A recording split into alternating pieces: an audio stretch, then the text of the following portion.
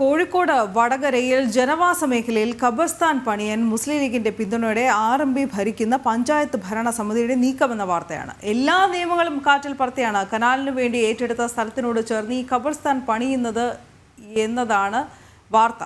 ഈ വിവരാവകാശ രേഖ ജനം ടിവിക്ക് ലഭിച്ചു.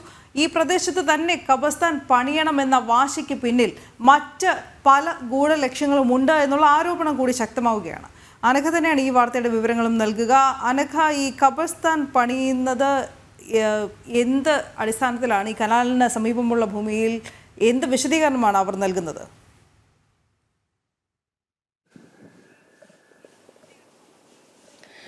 കൃത്യമായി തന്നെ എല്ലാ നിയമങ്ങളും കാറ്റിൽ പറത്തിക്കൊണ്ടാണ് ഈ ഖബർസ്ഥാൻ പണിയാനുള്ള ഒരു നീക്കം ഈ വടകര ഒഞ്ചിയം പഞ്ചായത്തിന്റെ ഭാഗത്ത് നിന്ന് ഉണ്ടായിരിക്കുന്നത്. അതായത് ഈ പ്രദേശത്ത് ഒരു പള്ളിയുണ്ട്. ഈ പള്ളിയോട് ചേർന്ന് ഒരു ഒഴിഞ്ഞു കിടക്കുന്ന സ്ഥലമുണ്ട്. ഈ പ്രദേശത്തോട് ചേർന്ന് നിരവധി ആളുകൾ, അതായത് 100-ലധികം ആളുകൾ തിങ്ങിപ്പാർക്കുന്ന ഒരു ജനവാസ മേഖലയാണ്. ഇവിടെയാണ് ഈ ഖബർസ്ഥാൻ പണിയാനുള്ള നീക്കം ഉണ്ടായിരിക്കുന്നത്. ഇത് കൃത്യമായി തന്നെ മുസ്ലിം ലീഗിന്റെ പിന്തുണയോടെ RMP ഭരിക്കുന്ന ഈ പഞ്ചായത്താണ്. ഈ പഞ്ചായത്ത് കൃത്യമായി തന്നെ എല്ലാ നിയമങ്ങളും കാറ്റിൽ പറത്തിക്കൊണ്ടാണ് ഈ ഖബർസ്ഥാൻ പണിയാനുള്ള അപേക്ഷയ്ക്ക് പൂർണ്ണ പിന്തുണ നൽകിയിരിക്കുന്നത്. ഇതുമായി ബന്ധപ്പെട്ട വിവരാവകാശ രേഖകളൊക്കെ തന്നെ നമുക്ക് ലഭിച്ചിട്ടുണ്ട്. അതിൽ ഏറ്റവും ആദ്യം പറയേണ്ടത്, ഇത്തരത്തിൽ ഒരു പ്രദേശത്ത് ഇത്തരത്തിൽ ഖബർസ്ഥാൻ പോലുള്ള ശ്മശാനം അടക്കമുള്ള കാര്യങ്ങൾ പണിയുന്ന സമയത്ത് ഇത് തദ്ദേശ സ്വയംഭരണ വകുപ്പിന്റെ ഒരു ആപ്പ് ഉണ്ട്, സങ്കേതം ആപ്പ് ഉണ്ട്. ഈ ആപ്പിലാണ് അപേക്ഷ ആദ്യം സമർപ്പിക്കേണ്ടത്. എന്നാൽ നമ്മൾ വിവരാവകാശ പ്രകാരം ചോദിച്ചത് പ്രകാരം ഇത്തരത്തിൽ ഈ അപേക്ഷ സങ്കേതം ആപ്പ് വഴി നൽകിയിട്ടുണ്ടോ എന്ന കാര്യത്തിൽ അങ്ങനെ നൽകിയിട്ടില്ല എന്ന വിവരാവകാശ രേഖയാണ് നമുക്ക് ലഭിച്ചിരിക്കുന്നത്. അതായത് ആദ്യത്തെ നിയമലംഘനം ഇവിടെ തുടങ്ങുന്നു എന്നതാണ്.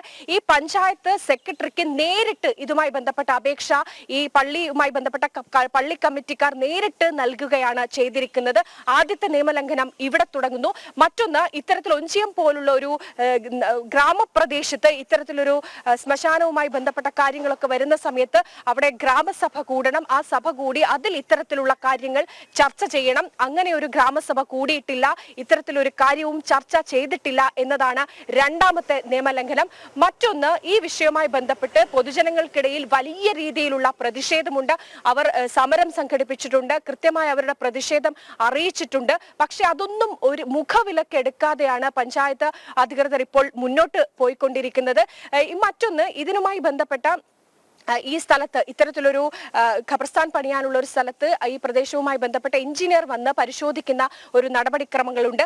അതും നമ്മൾ വിവരാവകാശ പ്രകാരം ചോദിച്ചിരുന്നു. ഇത്തരത്തിൽ എഞ്ചിനീയർ വന്ന് ഈ സ്ഥലം പരിശോധിച്ചിട്ടുണ്ടോ എന്നത്. എന്നാൽ അങ്ങനെ ഒരു പരിശോധന നടന്നിട്ടില്ല എന്നാണ് നമുക്ക് വിവരാവകാശ പ്രകാരം ലഭിച്ചിരിക്കുന്നത്. അങ്ങനെ എല്ലാ രീതിയിലുമുള്ള ഗവൺമെന്റിന്റെ എല്ലാ ചട്ടങ്ങളും ലംഘിച്ചുകൊണ്ട് തന്നെയാണ് ഈ ഖബർസ്ഥാൻ പണിയാനുള്ള ഒരു നീക്കം ഇവിടെ വടകര ഒഞ്ചിയം പഞ്ചായത്തിന്റെ ഭാഗത്ത് നിന്ന് ഉണ്ടായിരിക്കുന്നത്. നാട്ടുകാരുടെ എതിർപ്പുണ്ട്, വലിയ രീതിയിലുള്ള പ്രതിഷേധമുണ്ട്.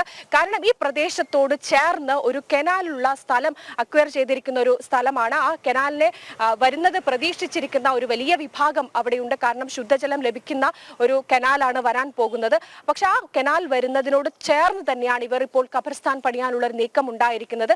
അങ്ങനെ ഏതെങ്കിലും തരത്തിൽ ഈ ഖബർസ്ഥാൻ അവിടെ വരികയാണെങ്കിൽ അത് കുടിവെള്ളത്തിന് വലിയ രീതിയിലുള്ള ബാധിക്കുന്ന ഒരു സാഹചര്യമുണ്ട്. അതുകൊണ്ട് തന്നെയാണ് ഈ പ്രദേശത്തെ ജനങ്ങളൊക്കെ ഇതിൽ വലിയ രീതിയിൽ പ്രതിഷേധം ഉണ്ടാകുന്നത്. മറ്റൊന്ന്, ഈ ജനവാസ മേഖലയിൽ 50 മീറ്റർ പരിധിക്കുള്ളിൽ ഒരിക്കലും ജനങ്ങൾ തിങ്ങിപ്പാർക്കുന്ന പ്രദേശത്ത് ഖബർസ്ഥാൻ പണിയാൻ പാടില്ല എന്നൊരു നിയമം കൂടിയുണ്ട്. അങ്ങനെ എല്ലാ നിയമങ്ങളും കാറ്റിൽ പറത്തിക്കൊണ്ട് ഒരു പ്രത്യേക വിഭാഗത്തിന് അവരുടെ താല്പര്യം സംരക്ഷിക്കാൻ വേണ്ടി ആണ് ഇപ്പോൾ ഖബർസ്ഥാൻ പണിയാനുള്ള ഒരു അപേക്ഷ അല്ലെങ്കിൽ അതിനുള്ള നീക്കം പഞ്ചായത്തിന്റെ ഭാഗത്ത് നിന്ന് ഉണ്ടാകുന്നത്. എന്തായാലും വരും ദിവസങ്ങളിൽ ഇതുമായി ബന്ധപ്പെട്ട് പ്രത്യക്ഷ സമരത്തിലേക്ക് തന്നെ കടക്കാനാണ് ആ ഒഞ്ചിയത്തെ പ്രദേശവാസികളുടെ നീക്കം. ഓക്കെ, ശരി അനഘ. അത് ഒക്കെയും ഈ നാട്ടുകാരുടെ എതിർപ്പിനെ മറികടന്നുകൊണ്ടുള്ള ചില നീക്കങ്ങളിലേക്ക് പോകും. പ്രത്യേകിച്ച് ഈ ഖബർസ്ഥാൻ പോലെയുള്ള ഇടങ്ങൾ സ്ഥാപിക്കുമ്പോൾ അതിന് നാട്ടുകാരുടെ കൂടി അവരെ കൂടി വികാരം കണക്കിലെടുക്കേണ്ടതുണ്ട് അല്ലേ? അത് ഇല്ലാതെ പോകുന്നു എന്ന് പറയുന്നത് സങ്കടകരമാണ്. പക്ഷേ ഏതായാലും പ്രതിഷേധം അവിടെ ഉണ്ടാകുമ്പോൾ അത് ഏത് തലത്തിലേക്ക് ഇനി നീങ്ങും എന്നുള്ളതാണ് നമുക്ക് നോക്കേണ്ടത്. തുടർ വാർത്തകൾ ഉണ്ടാകും തീർച്ചയായും.